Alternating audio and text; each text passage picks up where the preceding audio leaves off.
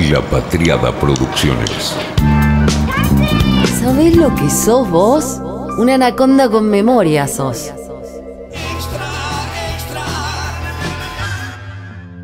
Por suerte, en los últimos meses, esta nueva derecha que acecha se ha convertido en objeto de estudio en Argentina. Todavía no con la dimensión que me parece que merece el fenómeno, pero bien por eso, mal por lo tarde.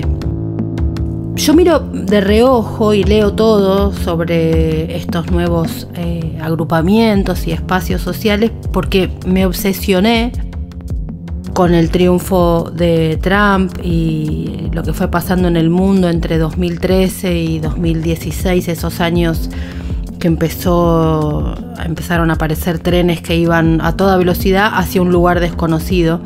Así que leo todo lo que aparece. Me interesa comprender a ese enemigo que creo que aún no está del todo estudiado. Es el enemigo a vencer y crece y todavía no está del todo estudiado. Y además, la verdad es que leo mucho porque me siento todavía un poquito sola, porque con esta obsesión por estos movimientos me lancé a escribir, a decir, a hablar, a tuitear, así medio de modo todo maníaco, en cualquier tipo de nota, texto, en mi libro, en Trolls y demás, y medio en soledad.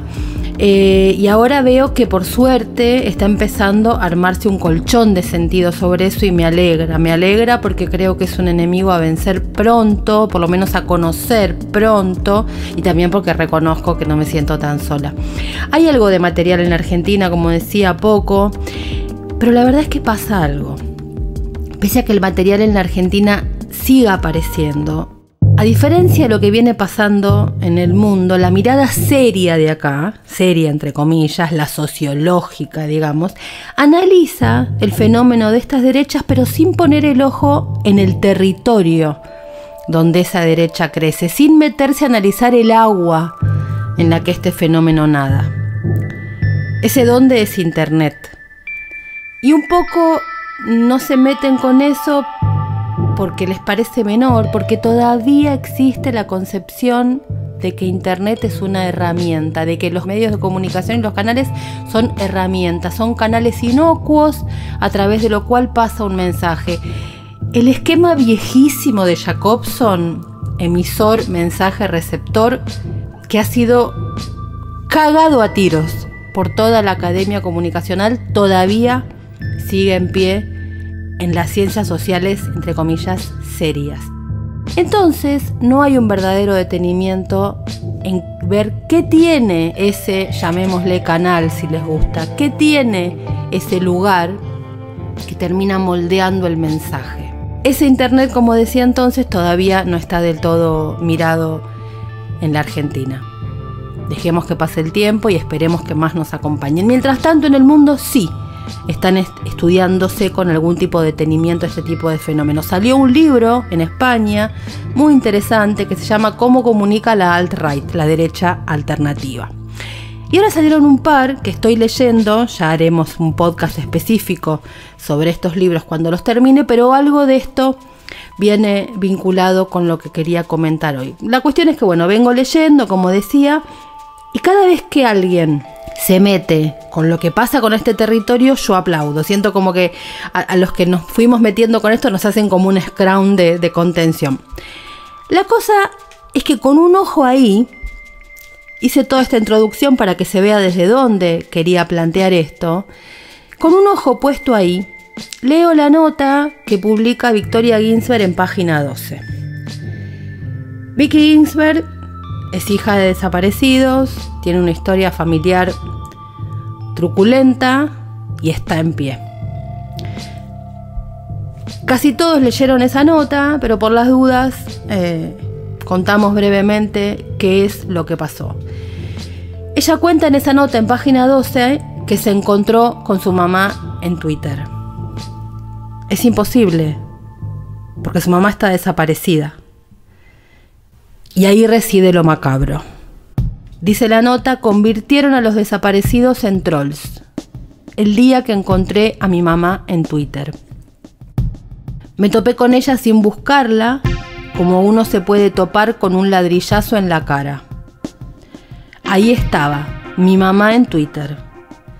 Mi mamá, Irene Brustein, fue secuestrada en 1977 junto a mi papá. No supe más de ellos, pero ahí estaba, en Twitter, con su cara de nena.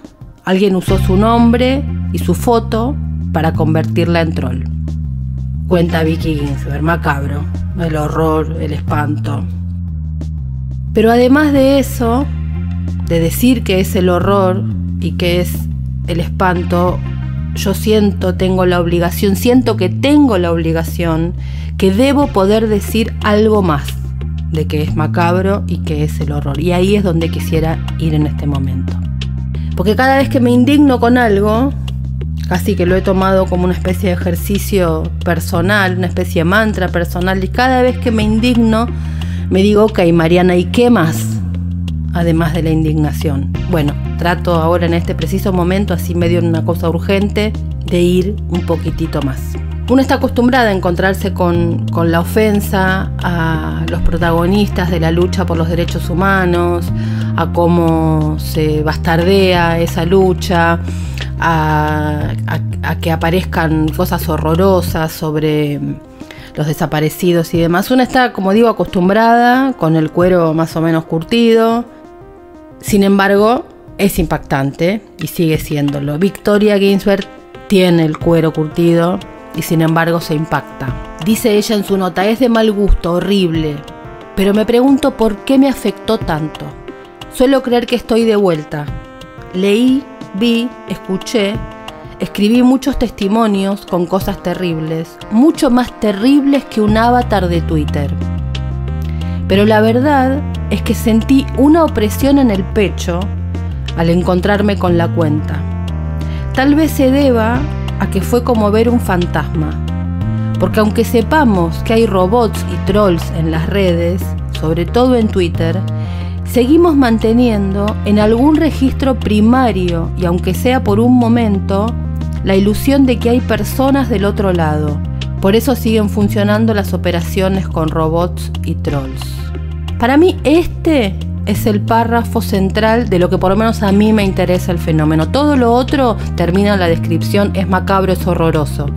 Este párrafo nos permite decir, ¿y qué más? Sigue Victoria. No me interesaba judicializar el asunto, y aunque supuse que tal vez un llamado alcanzaría para que se suspendiera la cuenta, tampoco me satisfacía esa opción. Se borra todo, listo, aquí no ha pasado nada. ¿Qué quería? No lo sabía. Este nudo que Victoria plantea casi en una especie de corazón abierto, de no sé lo que me pasa, no sé qué quiero y no sé por qué algo en Twitter me afectó tanto, da en el nudo de lo que me parece que nos pasa. Y es que no estamos queriendo ver que esa pequeñez como un avatar de Twitter es mucho más que eso, no por lo que nos afecta, sino por la maquinaria detrás de cada uno de esos avatars. No hablo de granjas de trolls, de operaciones, hablo de cómo la vida digital hoy nos impacta de lleno sobre nuestra vida no digital. Es parte, lo digo como casi desesperada, ¿no? Pero sí, a veces siento la desesperación, ese gesto que a veces se hace de minimización con la vida digital, con franqueza, me desespera. Cuenta Victoria que se dio cuenta de que la cuenta esta, donde habían puesto el nombre de su mamá, no era una cuenta especialmente dedicada o creada para eso, y lo dedujo, dice, porque había tenido, hablaba como un hombre, hablaba en masculino.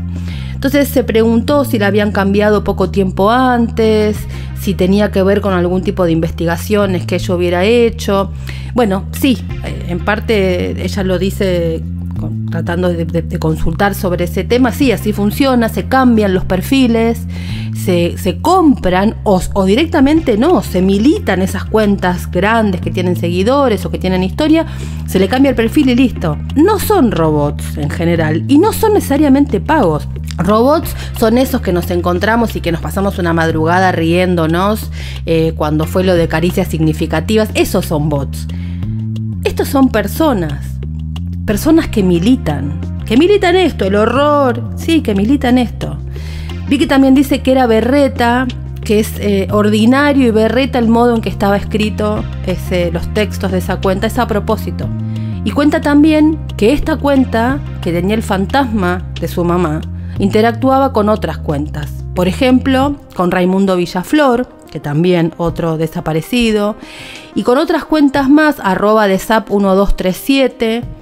Y lo que hacían estas otras cuentas era jugar, divertirse, volver un meme la tragedia. Por ejemplo, la de Villaflor decía: soy un militante peronista con una personalidad explosiva, nos quedan 7.800 cupos. Otra de las cuentas tenía un encabezamiento que parecía que lo estaban tirando de un avión. Otra que decía que era médico y que estaba en La Plata, donde lo habían secuestrado. Otro decía: tengo fobia a los Falcon Verde. El consumo irónico. Los memes como arma letal a la hora de discutir. Ahora lo que pasa es que hay cosas con las que sí se juega. Entonces pregunto, y me sumo a la pregunta de Victoria: ¿por qué esto impacta? Pero agrego otra: ¿por qué nos toma por sorpresa? Me encantaría que alguna vez entendiéramos la seriedad del problema. Yo sé que soy insistidora, una especie de plomazo con el tema, pero creo que ya nadie puede decir que lo que pasa en las redes no nos afecta o que no es parte de nuestras vidas. Me parece que hay que dejar de minimizar y de burlarnos, porque hoy vivimos que un límite también se cruzó. A Victoria la entrevistaron y ella en un momento dice: cuentas que interactúan con mi mamá. Cuentas que interactúan con la cuenta falsa creada con el nombre de su mamá. Pero ella dijo: cuentas que interactúan con mi mamá. Por supuesto que tiene razón en esa especie de lapsus o inconsciente, no sé cómo se dirá en psicoanálisis, porque así rápidamente y de modo preocupada o angustiada, ella lo dijo en ese modo brutal y puso el dedo en lo que nos pasa. El avatar es mucho más que un avatar a esta altura para nosotros. Solo que reconocerlo me parece que nos saca la superioridad. Estamos más cómodos en el gesto de esto es solo Twitter. Me parece que ya no, y justamente lo que a Vicky le heló la sangre, y pese a que está curtidísima, es porque observó algo ahí. Hay algo más ahí. Yo escribí en el libro Troll, Sociedad Anónima, que Hitler no tuvo redes sociales, ni Stalin, ni Mussolini, ni Gengis Khan, ni Attila, aunque después digo que bueno, que sí que las tuvieron, que no fueron digitales, claro, pero las redes sociales existen desde que pintamos por primera vez una cueva o danzamos alrededor de la fogata.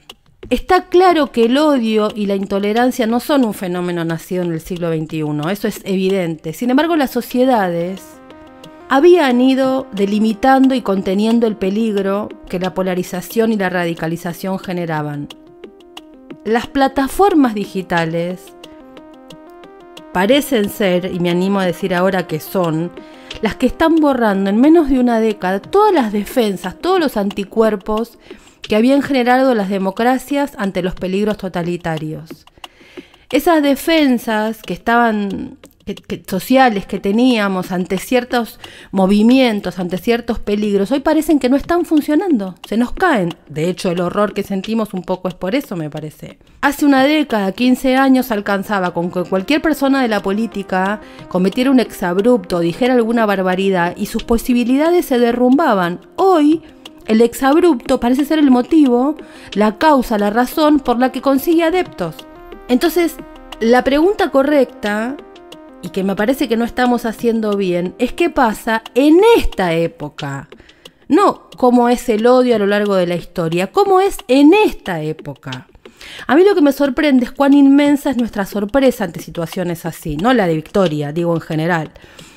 El que nos sorprenda así, me parece, da cuenta de que no lo estábamos esperando, y que no lo estuviéramos esperando desnuda que no estamos adelantando la jugada de ese adversario peligroso y audaz que no tiene límite, que va a jugar con todo. No lo estamos leyendo, no lo estamos midiendo.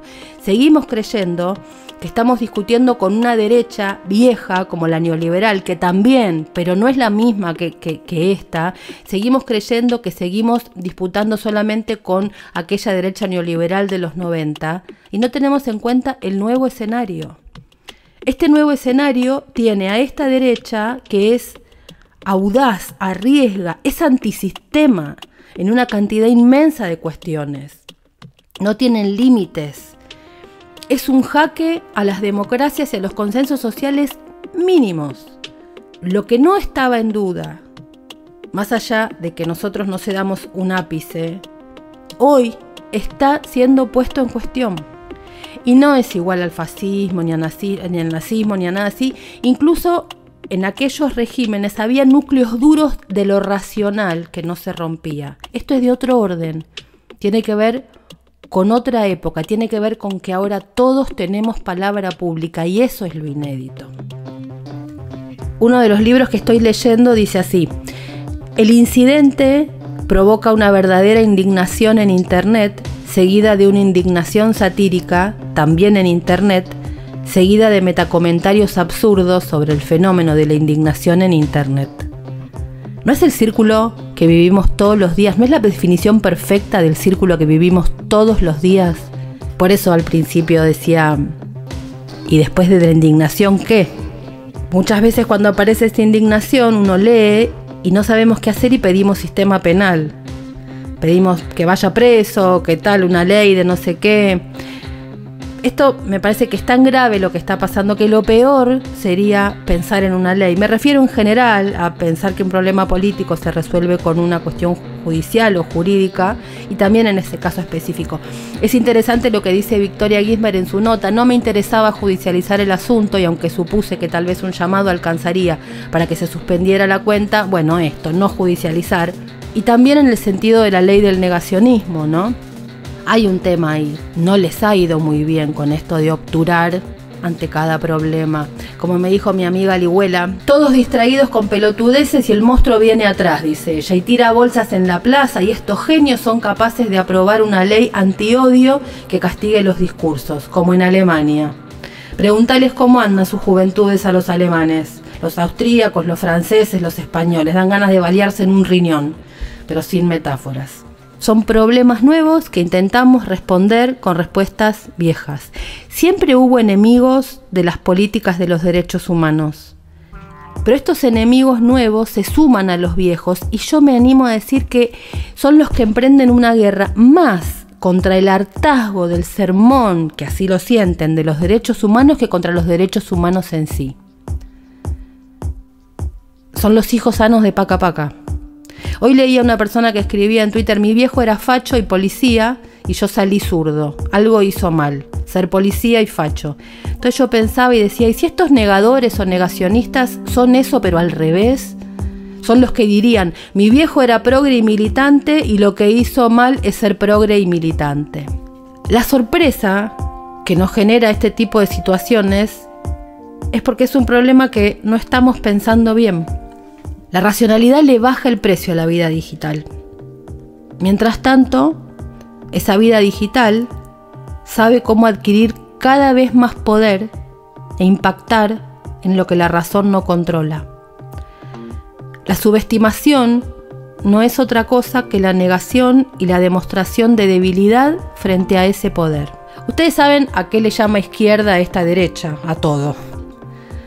No hay una precisión teórica en la definición de izquierda que da esta derecha, así que no la busquen en esta frase que voy a decir, pero sí atiendan a la exactitud con que esto que escribió un bloguero de estas derechas en 2015 hoy describe el problema. Dijo este bloguero: la izquierda ganó cuando se hizo con el control de los medios de comunicación y del ámbito académico. Se refiere a lo establecido, la ciencia progresista, la ciencia liberal, todo eso que ellos llaman izquierda. Y dijo después: con Internet han perdido el control del relato. ellos han encontrado en Internet su lugar para crecer. Ahí en Internet, lo impensable se ha vuelto pensable. Mi pregunta es, ¿lo vamos a pensar? Fue una realización de La Patriada Producciones.